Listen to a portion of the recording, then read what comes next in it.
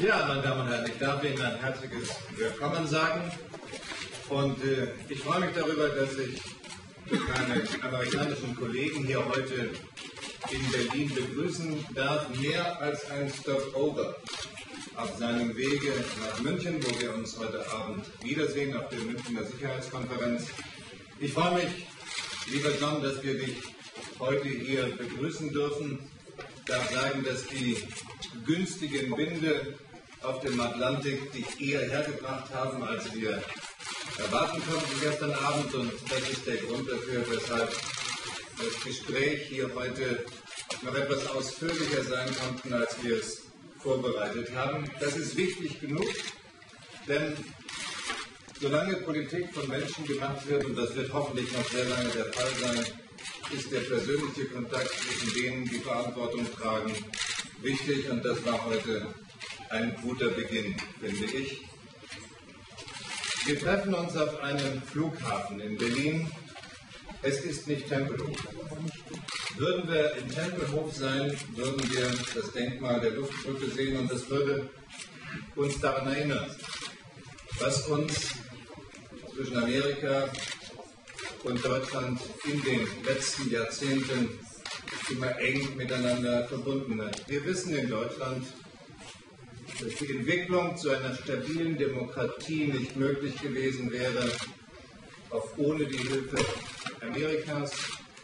Und wir wissen, dass das Leiden der deutschen Bevölkerung, insbesondere hier in Berlin, groß gewesen wäre, hätte nicht Amerika seine Verantwortung erkannt, geholfen und Leiden gemindert und unterstützt.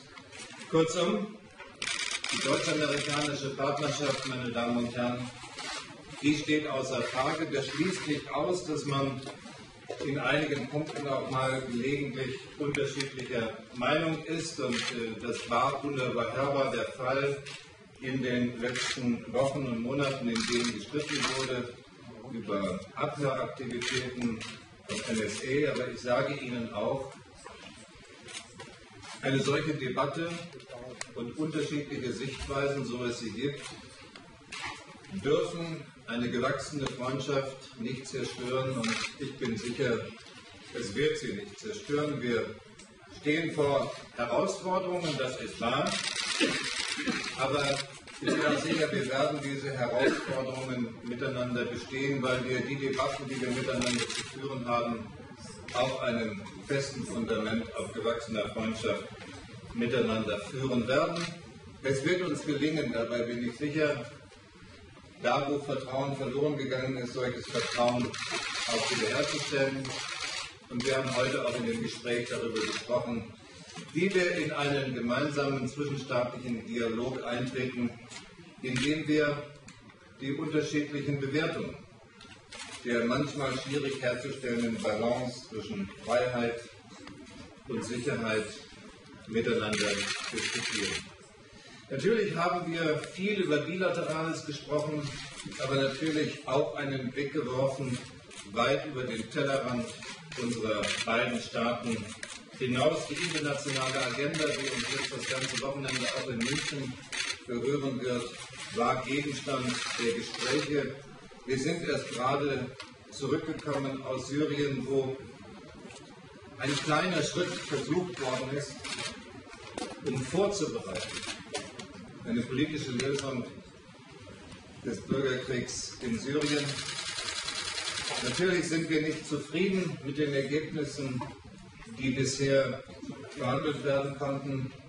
Das Einzige, was wir positiv bewerten, ist die Tatsache, dass die Parteien, die seit 3 Jahren sich miteinander im Krieg befinden, wenigstens an einen Verhandlungstisch in einen gemeinsamen Raum gekommen sind, dort gemeinsam sitzen. Heute wird die erste Periode der Verhandlungen auf der Arbeitsebene zu Ende gehen. Und wir hoffen beide, dass die Verhandlungsdelegationen aus Syrien sich nach angemessener Zeit wieder einfinden, um die Verhandlungen fortzusetzen. Das vielfache Leid in Syrien, Tod und Vertreibung und Flucht, das bedarf einer Lösung, in der wir lokale Waffenstillstände, humanitäre Korridore im nächsten Schritt jedenfalls endlich sicherstellen. Die Krise in Syrien verbindet sich mit einem Engagement meines amerikanischen Kollegen, das jeden Respekt verdient in der unmittelbaren Nachbarschaft. Ein wirklich starker amerikanischer Versuch, nach jahrzehntelangem Streit über die Zwei-Staaten-Lösung im Nahen Osten, in geduldigen Gesprächen mit Israel und der palästinensischen Seite jetzt endlich den Durchbruch zu schaffen. Auch darüber haben wir eben gesprochen, über den Stand dieser Gespräche. Und ich will nicht nur meine Hoffnung Ausdruck geben, lieber John, dass dein Bemühen am Ende von Erfolg gekrönt sein wird, sondern da, wo wir dieses Bemühen endlich zu einer Friedenslösung im Nahen Osten zu kommen, wo wir dieses unterstützen können, werden wir das gerne tun. Ebenso bei den Gesprächen, die wir schon sehr lange mit dem Iran führen, und das zeigt, wie lange es manchmal dauert, um Konflikte, die über Jahrzehnte andauern und zu eskalieren drohen, wieder zu beruhigen. Mehr als 30 Jahre der Konflikt mit dem Iran, mehr als 10 Jahre Verhandlungen. Und jetzt ist ein erster Schritt gemacht, der uns ermutigt, jetzt zu testen, ob der Iran seine Verabredungen, die er im ersten Schritt gemacht hat, in den nächsten Monaten noch einhält. Dann kann ein zweiter Schritt versucht werden, um den lang dauernden Streit, um die nuklearen Ambitionen des Iran endlich einer Lösung zuzuführen. Wir haben heute und werden heute Abend und morgen im Laufe des Tages verschiedene Male Gelegenheit haben, über die Situation in der Ukraine zu reden. Die gute Nachricht ist, die letzten Nächte waren ruhiger als die Nächte davor. Die Todesopfer, Nachrichten von Todesopfern hat es nicht gegeben, aber wir sind weit entfernt von einer politischen Lösung. Es hat Angebote gegeben, auch von Seiten von Janukowitsch. Bis zum gegenwärtigen Zeitpunkt wissen wir nicht, ob diese Angebote wirklich belastbar sind. In München werden Vertreter sowohl der Opposition wie der Regierung sein. Und wir werden mit den Repräsentanten der Ukraine, aber auch sicherlich im Kreise mit vielen anderen Außenministern sehen, was man tun kann, um nicht nur die Lage in der Ukraine zu beruhigen, sondern um mit unserer Hilfe dazu beizutragen, dass dieses Land, die Ukraine, eine freie und eine demokratische Zukunft hat. Vielen Dank. Lieber John, du hast das Wort. Well, thank you. You guys all right? Thank you, Frank Walter. Ich freue mich wieder in Deutschland sein, and really happy to be back here in Berlin, where I spent some formative years as a child. I remember Tempelhof. Obviously, we all remember the history of those events. But usually when I came into Berlin back then, I came on a special military train from Frankfurt, which was an all-night trip, and for a young kid of 11, 12 years old, it was a great adventure, I can assure you. It's special for me to be back here, and I thank my friend Frank Walter for his hospitality and for being willing to meet us here at the airport like this, because he has to rush off to open the Munich conference.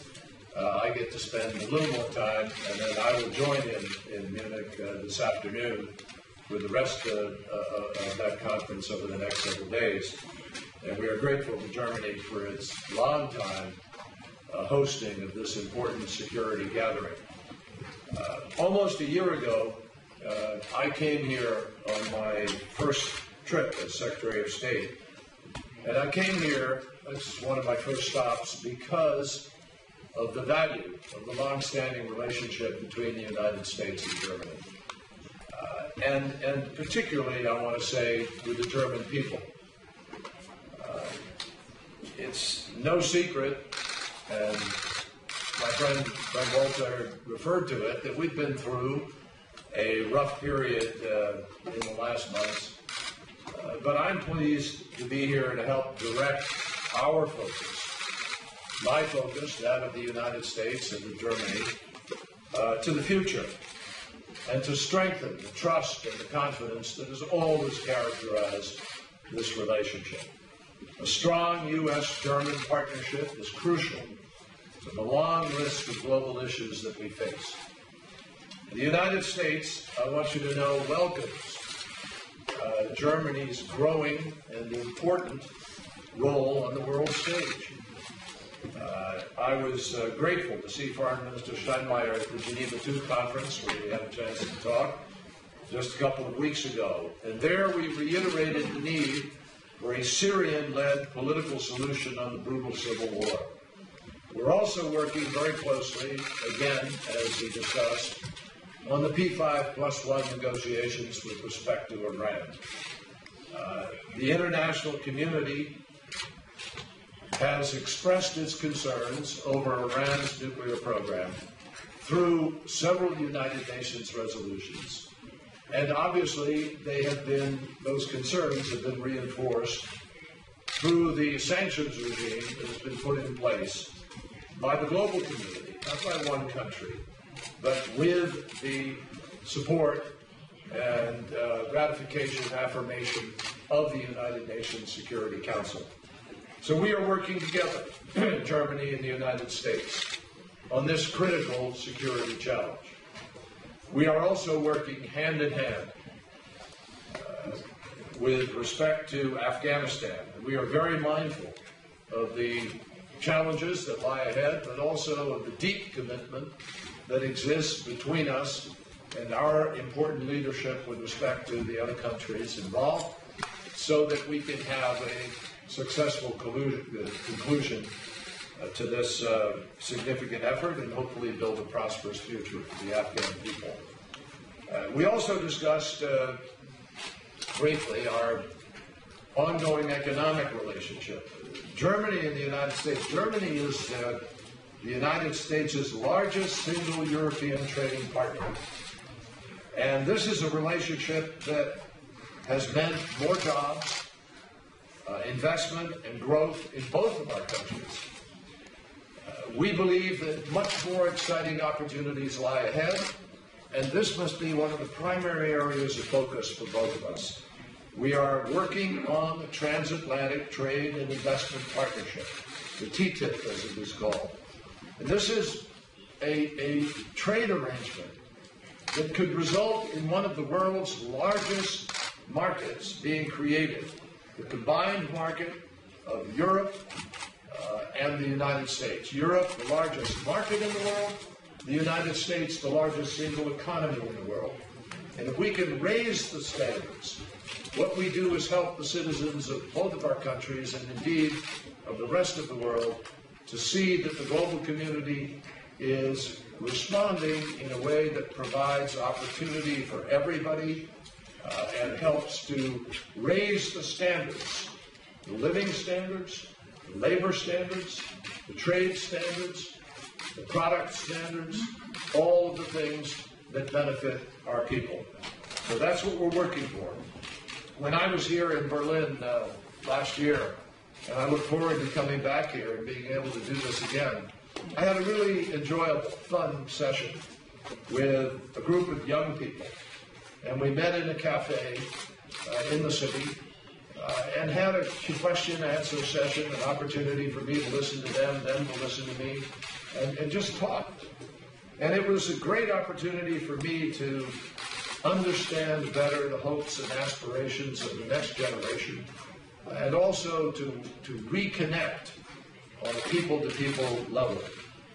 It really was clear to me that young Germans and young Americans of any persuasion, walk of life, religion, belief, all share the same goals, the same aspirations, and the same concerns. They share the same dreams, and they share most of the same values. So it's our hope that those aspirations for opportunity, for democracy, for liberty, freedom, which have been at the heart of our bilateral relationship, will continue to be the centerpiece of what defines German-American relations. Those values are why both Germany and the United States find the recent events in Ukraine so concerning. We have worked shoulder to shoulder. Foreign Minister Steinmeier has talked to the opposition. I have talked to the opposition. We will meet with the opposition and with other leaders in Munich, and we will have an opportunity to be able to press forward in the months ahead to support democracy, freedom of association, and to support the European aspirations of the Ukrainian people. And together, we join firmly to reject violence. We are encouraging and supporting political dialogue. We hope that together we can remain committed to helping the Ukrainians end the human rights abuses, get political prisoners released, and see their dignity restored. So we look forward to continuing to work with Germany very, very closely to make progress on all of these issues. And frankly, just to build on the strength of the relationship that has defined United States-German relations for many decades now. And I look forward to further meetings on that subject, but most importantly, I look forward to turning the page and getting us focused on the larger, most critical issues that we face together. Thank you. Ja, ich glaube, wir haben Gelegenheit für einige Fragen. Vielleicht fangen wir an mit jemandem von der amerikanischen Seite.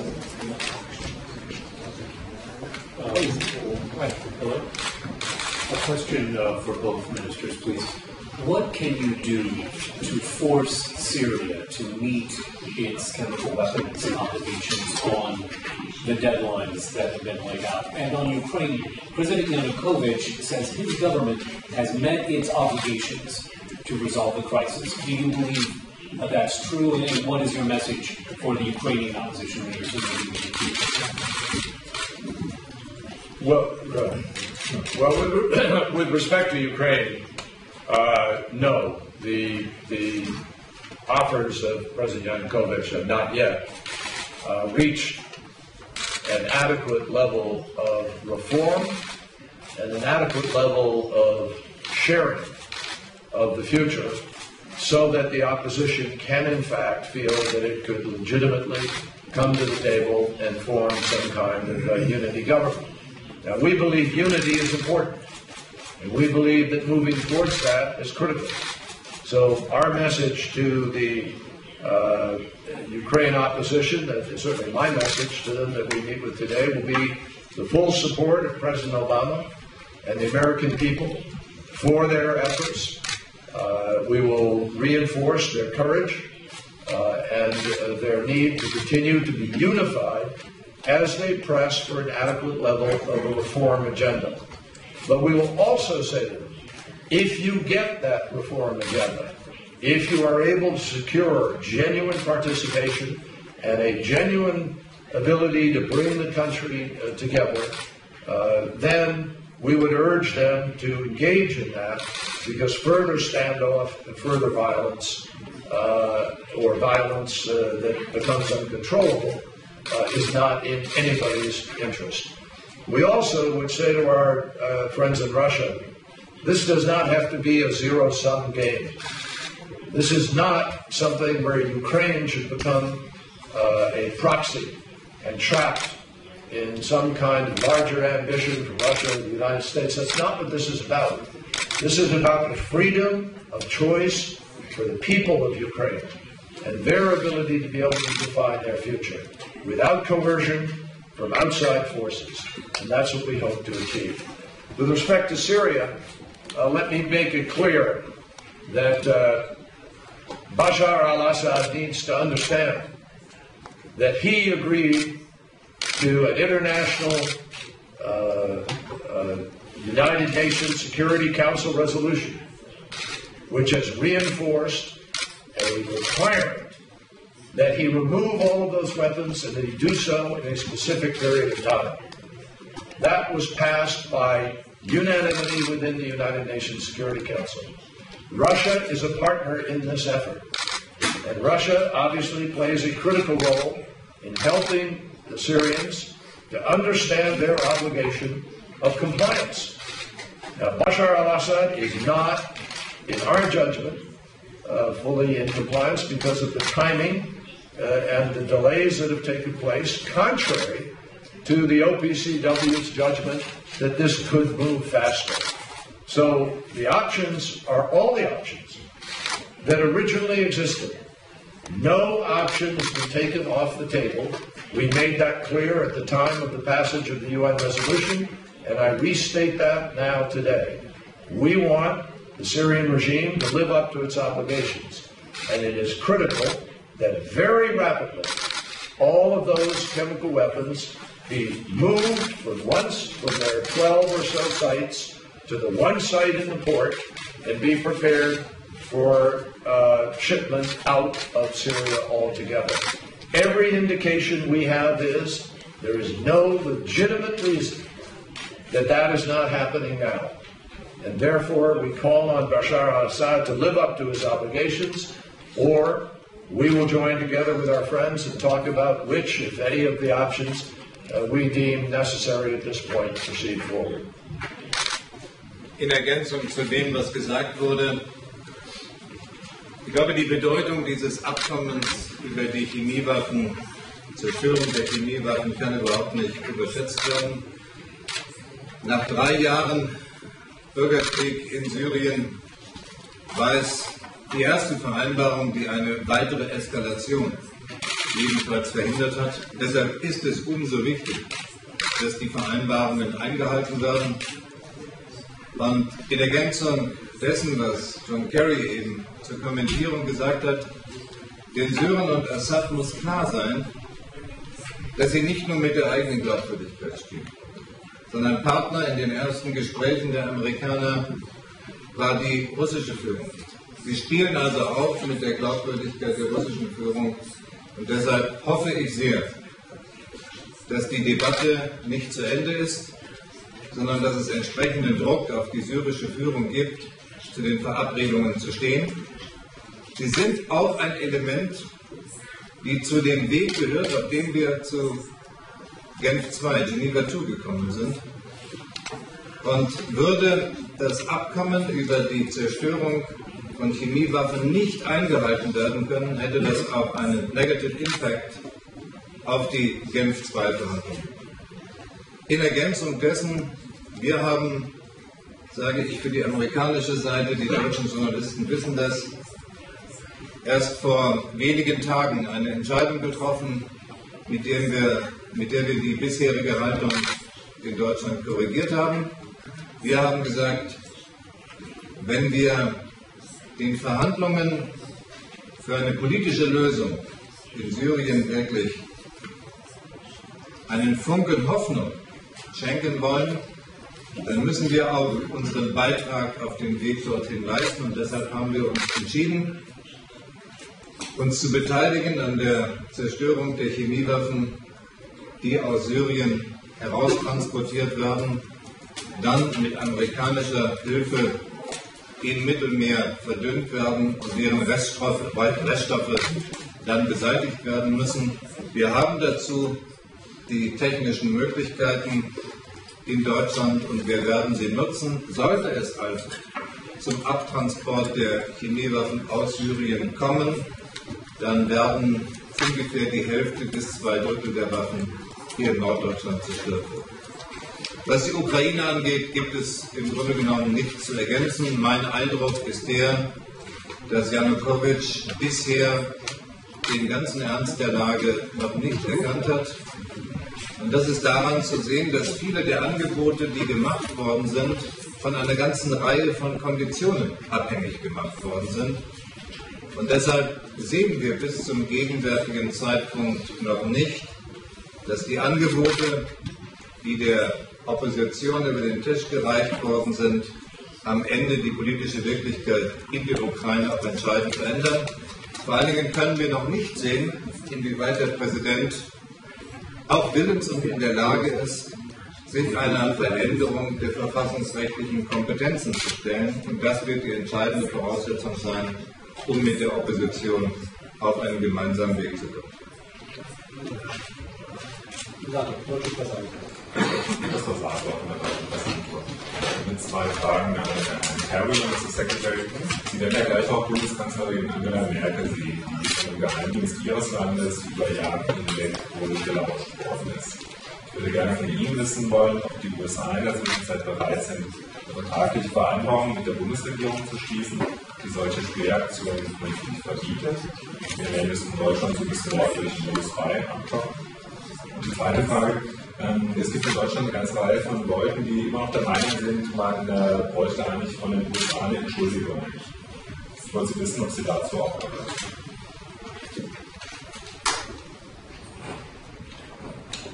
Well, look, the United States and Germany enjoy a really long friendship, as we have described here today, and a long history of great cooperation, and particularly on complicated issues like counterterrorism and national security and defense.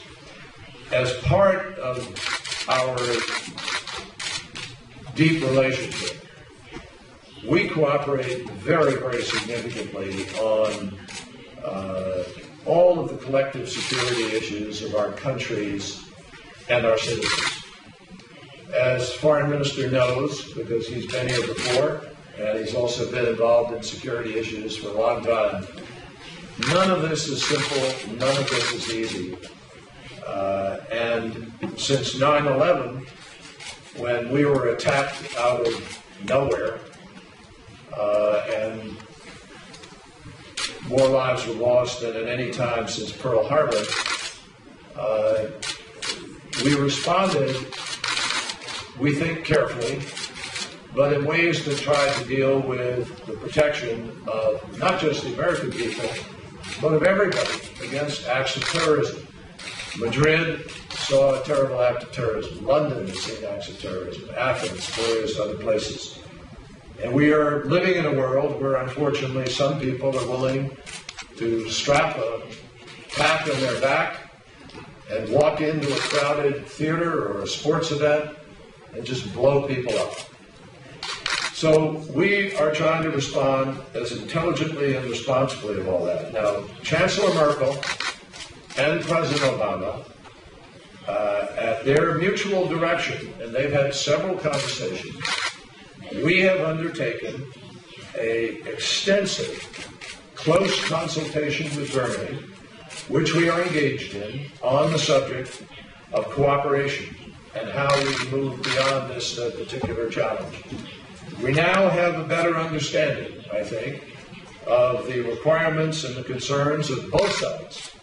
So what I can tell you is the consultations will continue between our intelligence services, and we absolutely share a commitment to trying to put this behind us in the appropriate way and to strengthen our practical cooperation going forward.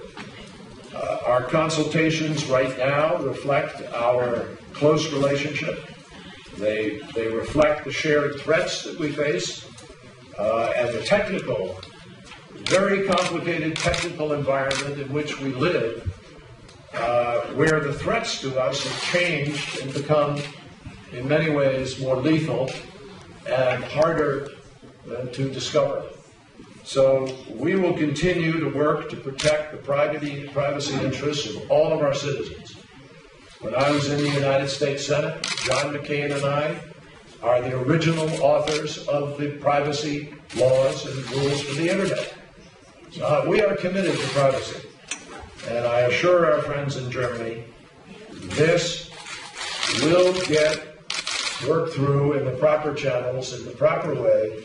But most importantly, Germany and the United States have very significant issues to continue to work on together, and none of us want to let this get in the way of our ability to be able to continue to build our friendship and our cooperation. Vielen Dank. Thank you all. And your secretary.